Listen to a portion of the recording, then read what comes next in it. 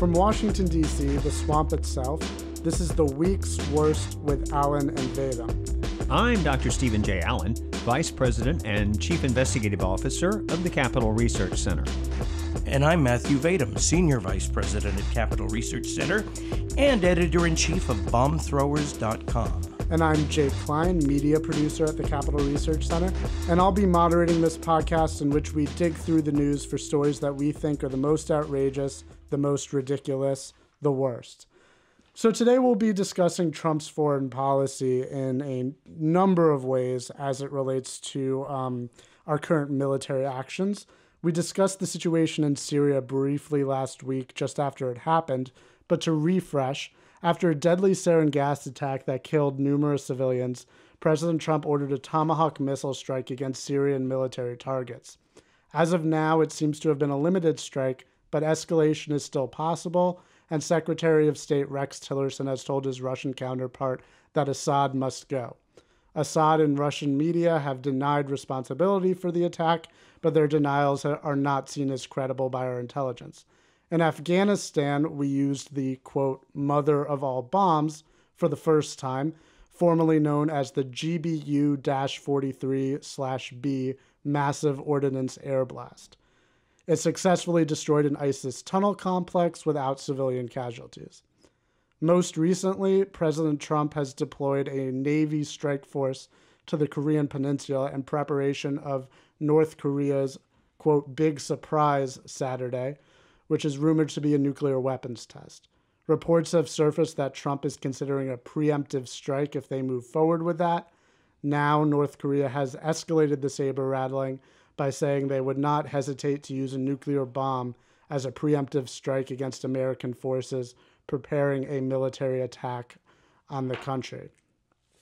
So we're dealing with three separate, loosely connected topics in this episode. So why don't we quickly lay out our positions on the Syria situation, the MOAB use, and the North Korean saber-rattling before getting into the details. Well, one of the things that I see in looking at this is the ghost of James Buchanan and the ghost of Stanley Baldwin. James Buchanan was the U.S. president who didn't prevent the Civil War, was someone who could have done something, and he's considered, I think, the worst U.S. president because of his not doing the things that were necessary to prevent one of the great catastrophes in the history of this country, of getting rid of slavery without killing the massive numbers of people that were killed in the Civil War. And I think 750,000, something like that. And Stanley Baldwin was the British prime minister 3 times and very popular. He left office because he had been the person who stood for peace with the countries of the world as the fascist powers were rising, and he had peace conferences and said that we're never going to go to war again. That World War we now call it World War I. That World War was so terrible that we're never going to do that again, and everybody was happy with that. So now you have a situation where Barack Obama and his secretaries of state, Hillary Clinton and John Kerry, created a situation where they just left these things on the table. They didn't do anything to stop us from getting to the point where we are now. In fact, worse, for example, in Syria, they waited until the potentially pro-U.S. faction was eliminated so that we were left with a choice between the on one side, Assad, backed by Russia and Iran, and on the other side, ISIS. And that puts us in a real mess. And that kind of thing is duplicated in various places around the world. So this is their gift to you, President Trump. That's right. And the situation is getting messier and stickier by the day. What we're reflecting on most recently, as happened this week, was this MOAB, the Massive Ordnance Air Bomb. It's such an awesome acronym. Mother of all bombs is much better. And it was dropped on a target on caves, apparently, in Afghanistan, going after ISIS-KP, or ISIS Khorasan province, the local affiliate that carries out that is franchised by ISIS to serve up their dishes of kind of like McDonald's. Yes, absolutely. Yeah. And that caused a tremendous explosion of 11 tons or so of TNT that would have smashed the tunnel complex, the headquarters that ISIS was using there in eastern Afghanistan. And there was some local criticism of it. Hamid Karzai, former president of Afghanistan, or as some like to mock him, his presidency was more like being mayor of Kabul because it was an ineffective state. There has been some local blowback, and he criticized the Americans for using Afghanistan basically as a testing ground for their new awful weapons. And so there's been some criticism of it, but actually not a lot of criticism of it. Barbara Lee, the far-left congresswoman from Berkeley, California, also was very upset that this bomb was dropped on Afghanistan. And it's interesting that even when, after September 11th, when Afghanistan was targeted, even left-wing pacifistic Democrats like Howard Dean were totally on board with the war in Afghanistan. It's only now that a lot of them are getting cold feet.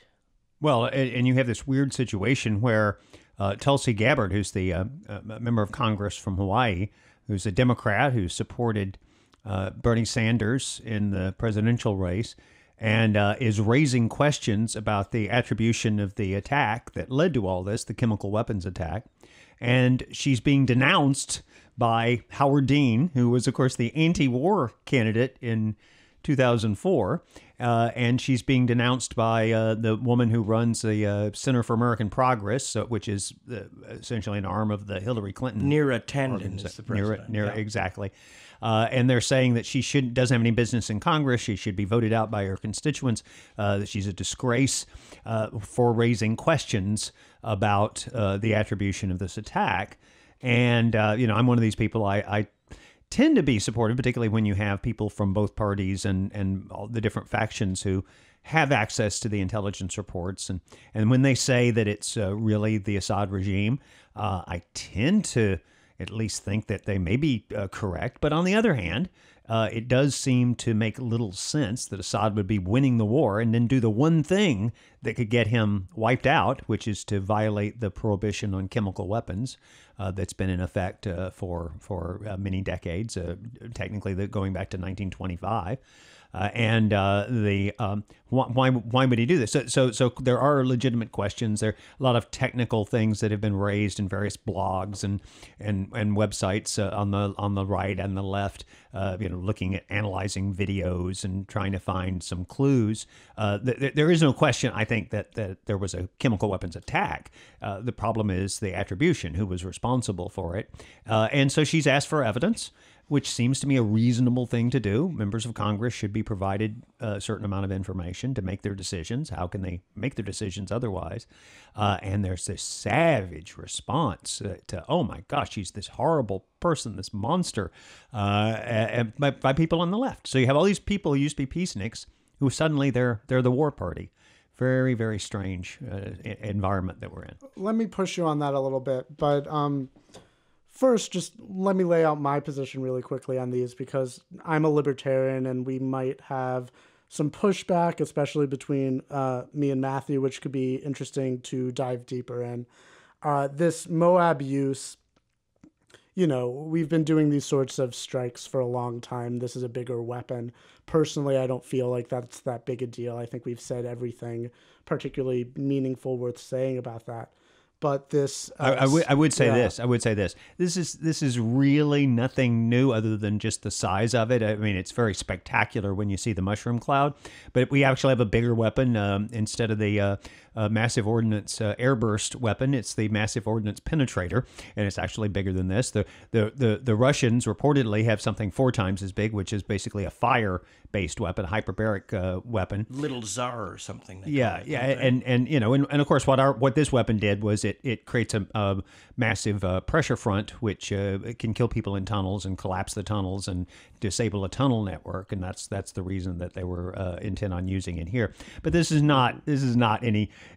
USA Today had a hilarious chart where they compared it to the little boy, which was dropped on Hiroshima, and they were off by a factor of 1,000 in their calculation, claiming that this was almost the size of a nuclear weapon. And no, they were off by a factor of 1,000. It's about 1,300 times the bomb, or 1/1300th of the size of the bomb that was dropped on Hiroshima. So the idea that this is some sort of crossing this line in the future, in the history of warfare, or anything like that's just not true. Yeah, I agree with you. I don't necessarily think this is good, but it's nothing new. Regarding Syria and North Korea, this is something that I find really concerning, the possibility of escalating conflicts in these regions without it being clear, to me at least, what the tangible benefit to the United States national security is.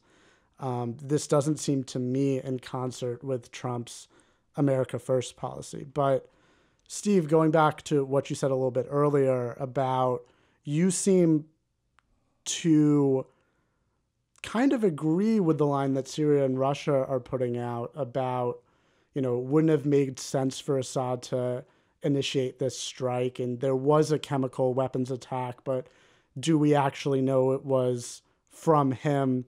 But don't you think we must have learned our lesson after Iraq?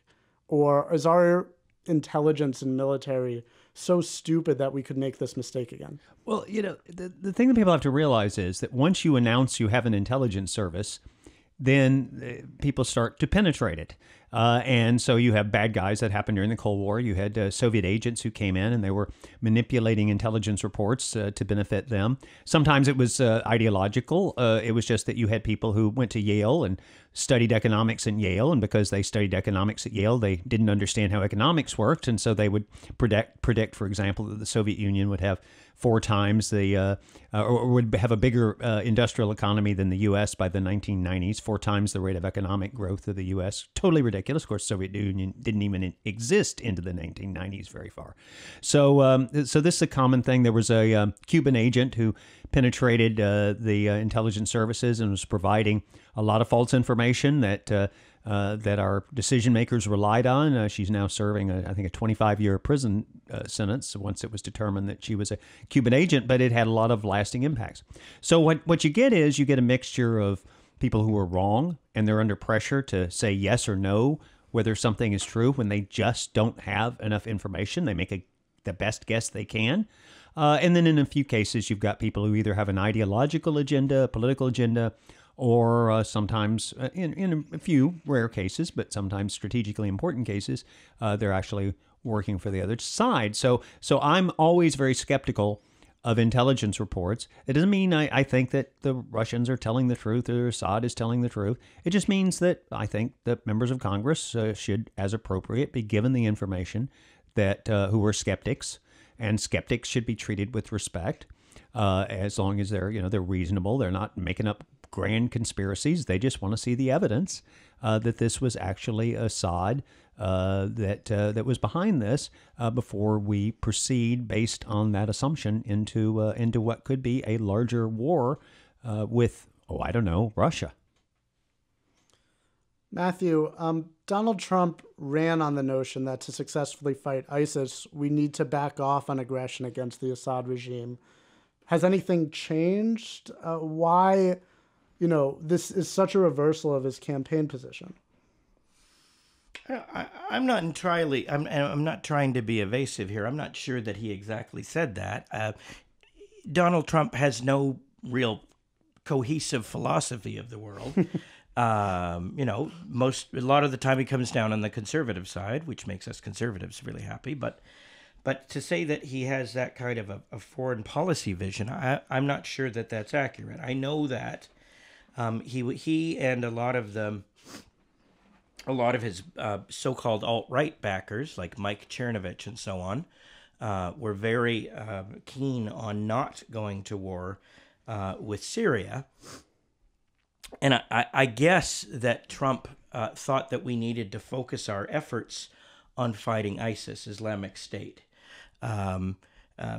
I don't know if he had ever expressed any sort of a philosophical objection to attacking Syria. I thought it was more, and I could be mistaken, I thought it was more of a practical objection in that it's this huge can of worms and that everybody is evil on all sides. And there's no strategic interest of the United States served. So having muddied the water there sufficiently to cover my posterior, let me say that it's entirely possible that Donald Trump was so moved by reels, footage of little kids suffering in Syria from gas poisoning to suddenly want to do something. Any other president, I would question it, but with Donald Trump, and his shall we say flexibility. With him, I'm guessing he's telling the truth. I'm not sure how much of a shift it is. There's also the element here that a message needed to be sent about the use of weapons of mass destruction, and the VX gas or sarin gas or whatever it was that was used in sarin was is banned under international conventions of war. So, there are many reasons why Trump may have attacked Syria, but whether that's going to lead to a long-term engagement there, your guess is as good as mine.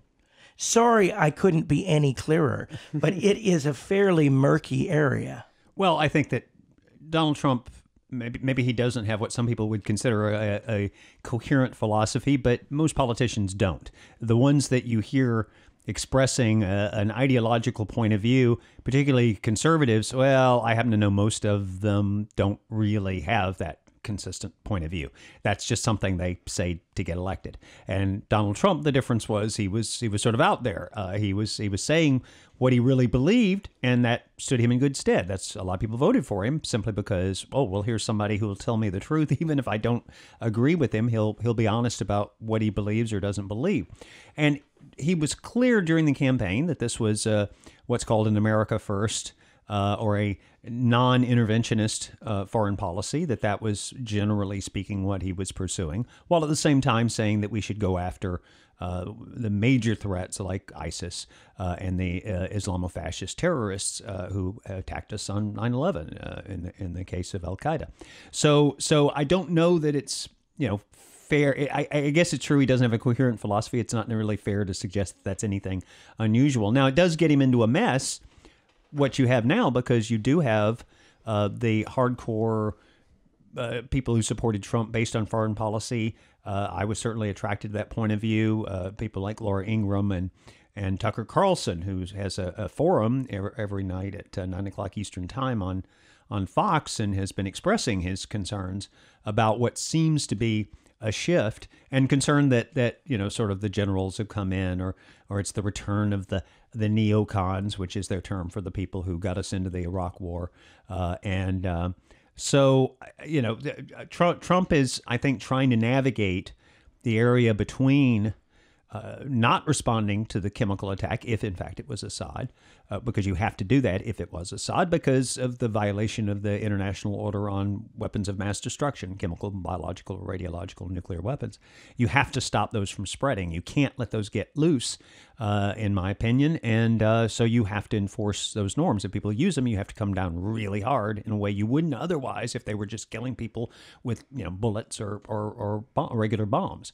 So, but I think he's trying to navigate that. So you've had this sort of the pulling back. We don't want to expand this into a larger war. Of course, then there are reports today of the plans for sending in lots of troops, U.S. troops. That, I think, would be a disaster. And this all goes back to why they went after Trump on the Russia thing. Why did you have this massive, hilarious now hoax that Trump was somehow a spy for the Russians because he was being blackmailed because of what happened in a hotel room at the Ritz-Carlton in Moscow? Totally ridiculous. And yet this seems to be the basis for most of the Democratic Party's opposition to Trump, the way, at least in terms of how much effort they spend on it. Well, it's because he suggested a grand bargain with Moscow. That is to say, we would ease up a little bit on Putin, and in return, Putin would help us crush the Islamofascists, ISIS and Al-Qaeda and so on.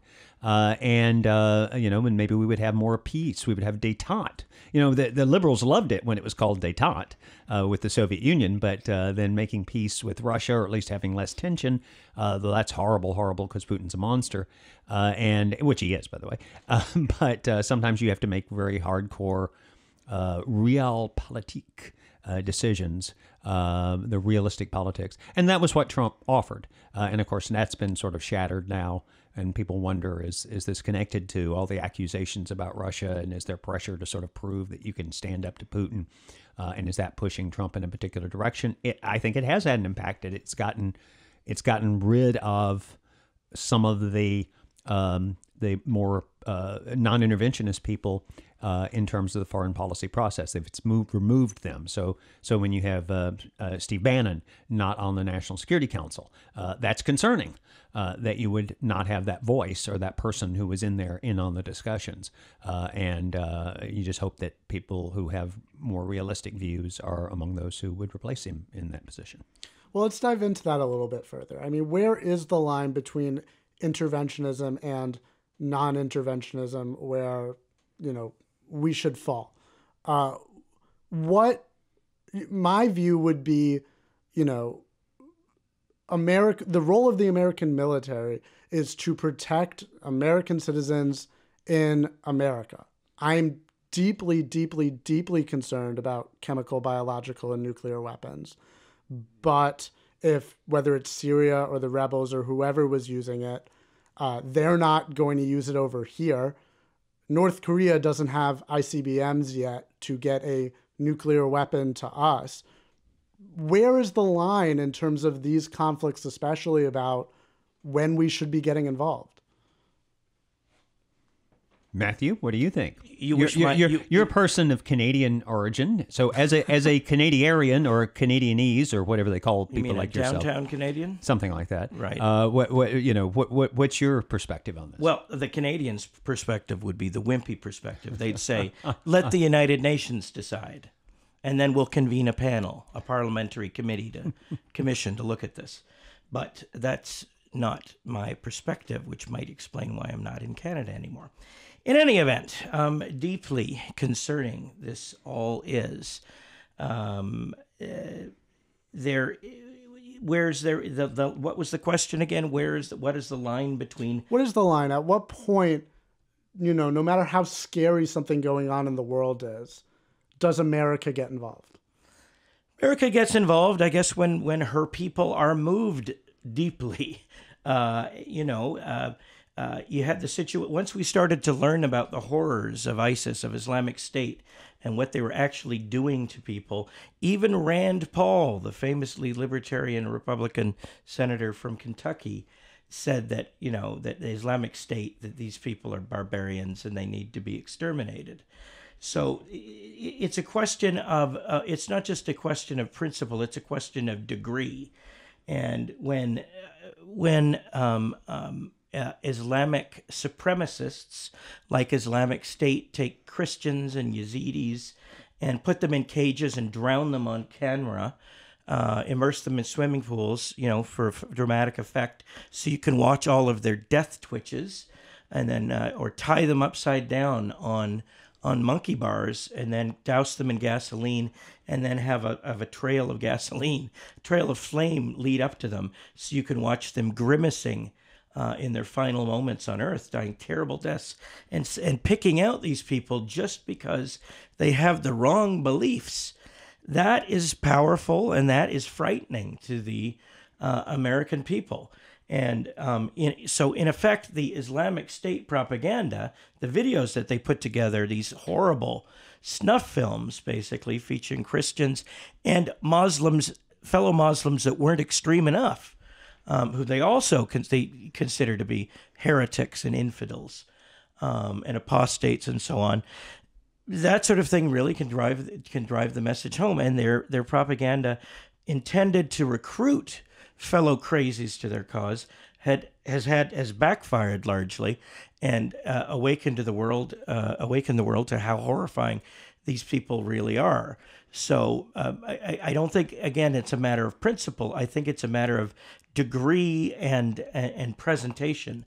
And what the evidence we've seen about Islamic State is really gut-wrenching, and people respond at a visceral level. Like we have to wipe these people out. They have to be eradicated from the earth. And what used to sound like 5 years ago like a crazy fanatical position now is just common sense. Well, I think that my standard is not what we see on video, and I know that sounds cold-hearted, but there are horrible conflicts going on all around the world. There are ethnic groups that are being exterminated even as we speak. We have to be very careful about sticking our nose in lots of places just because we've seen that it backfires. The whole point of the ISIS and the other Islamofascists is that they believe in Sharia law. They believe in a worldwide state that is governed by Muslim law. Caliphate. A caliphate. And so that means that they're after us. And they really are. Now, does that mean that we're the immediate target? Not necessarily. It may be that they can be managed that in some way, that we can pit them against each other, as we had for many years. We had a nice situation where Iran and Iraq were fighting each other and essentially neutralizing each other because they were occupied with each other. So can we achieve something like that so that we don't have to intervene? Maybe so. But my principle is, if somebody's not coming after me, I'm very skeptical about, and by me, I mean our country, I'm very skeptical about us getting involved in military conflicts. We need to concentrate on the folks who are direct threats to us, and then try to manage our way around all the many indirect or long-term threats. Now, I think we also have to take into account, Syria's Assad and North Korea. Don't you agree, Steve, that North Korea has been threatening us? We're still officially in a state of war with North Korea. There was no peace treaty. There was sort of a temporary armistice, a ceasefire that has been in effect since 1955, 53, something like that. So we could just resume operations against them without notice for any reason at all, and it wouldn't be a war crime. It wouldn't be against international legal norms. But do you think what North Korea is doing is so far beyond the pale that people support overthrowing that regime? For example? I think that we have to do something about North Korea, because North Korea is openly threatening the United States, openly threatening South Korea, the West in general, and basically they've taken over this the crazy man mode, where you never know what they're going to do because they're so crazy, and that's the persona that they've created. Well, they are pretty crazy, and in fact, yeah, they're kind of crazy. If you see how they govern their country, they're among the worst that have ever lived in terms of a horrific dictatorship. So you do have to worry about North Korea. But remember, the key to North Korea is China. I mean, China could cut off the food in North Korea. They could, and I'm sure they have. We joke about probably half of the bodyguards of the dictator of North Korea are probably on the Chinese payroll. So any moment they could give the signal and he'd be taken out. And I say that in a joking way, but I'm not sure that's that much of a joke. I think that they exist at the sufferance of the Chinese. They are the agents, in my view, of the Chinese, because the Chinese can always hold them over us and say, if you do anything about all the terrible things that we in China do, well, then we'll just we'll let North Korea go, and they'll do whatever they want to do in terms of nukes, and they have nukes. They could get one into New York Harbor. It doesn't have to be something on a missile, but of course they're getting closer to us being able to attack us in terms of missiles as well. But I don't think that's realistic. I think it's just that one atomic bomb in New York would be, or Washington would be enough to kind of send a signal. So we've got to stop them before something crazy like that happens, before they get out of the control of China, and we've got to stop them because they're China's puppet in between. Well, if indeed they are a puppet of China, by going to war with them, wouldn't we be risking a war with China? And also, it seems like tensions from both this North Korea situation and the Syria situation, have gone through the roof with Russia, could potentially spark a new Cold War. Shouldn't we be really, really concerned about that? And isn't that potentially reason enough to strategically back away? Well, that was the idea of having the grand bargain with Russia, which the elites in the U.S. Reacted to savagely, to the point of trying to claim that Trump is Russia's puppet and all that. That's right. The suddenly anti-Russian left. Right. And remember, Barack Obama was the most pro-Russian president we've ever had. I mean, this is everything from the reset to the policy on missile defense in Europe, down to him saying to Dmitry Medvedev, Putin's sidekick, that, have Vladimir work with me, through this election, and then after the election, I'll be more flexible and I can do more things. And you can go back and look at the transcript. I'm not mischaracterizing what he said. So now they're anti-Russia, but we're the skill that's needed, unfortunately, right now, and I don't know that we have people in position to do this. The skill is you've got to somehow ratchet this down, get us to the point where our conflict with Russia and China and Iran, which is sort of forming like I could say, in sort of an axis, that conflict is managed, that it's doesn't rise to the level of actual armed conflict. And what kind of deal, what kind of deal can you cut? And if there's anything that Trump is supposed to be good at, it's making deals. And we noticed this past week, he suddenly ratcheted back all the things, the terrible things he was saying about China. Well, maybe that's a good sign. Maybe that's a sign that I don't think he's changed what he thinks of China. I think he's saying the things now. He just has a good sense of forbearance there, and he'll deal with that another time because North Korea is a more pressing issue at the moment. Right. And if he goes to the Chinese and says, look, you've seen what I can do with this mother of all bombs. You've seen that, I can take decisive action if I have to. You don't want that to happen with North Korea. Nobody wants a big, another Korean war. And certainly we don't want to get into a war between the U.S. and China. You communists in China, you figured out a way to use what I would consider slave labor, but to use your to get rich and make your kids into billionaires. You've got a nice, comfortable lifestyle. You don't want to risk that. So maybe we can come to the table and work out some way to get rid of this mess in North Korea, because one way or the other, we're going to get rid of it. So, it's to your advantage to do this in a peaceable way and use the power that you have over North Korea to eliminate that problem. Well, I hope it works out that way.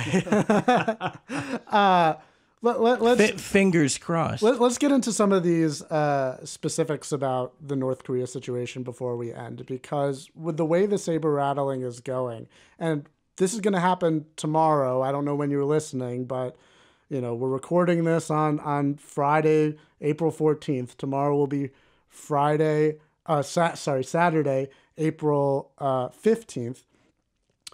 That is this big Saturday surprise from North Korea. We are considering this preemptive strike. They have said if they get a serious sign that we're going to do that, they're willing to preemptively use a nuclear weapon. Obviously, nobody wants North Korea to have nuclear weapons, but how is risking the first nuclear war since World War II in our nation's interest?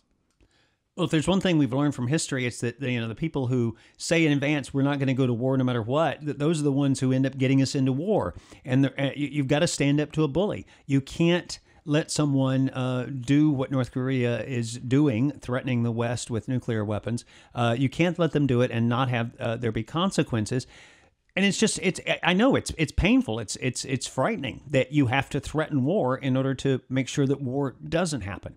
But the people who are whether it's leading up to the Civil War, whether it's leading up to World War II, all those who were most consumed with preventing war, they're the ones that took us down the path that led to war. So I'm as scared. I live in Washington, D.C.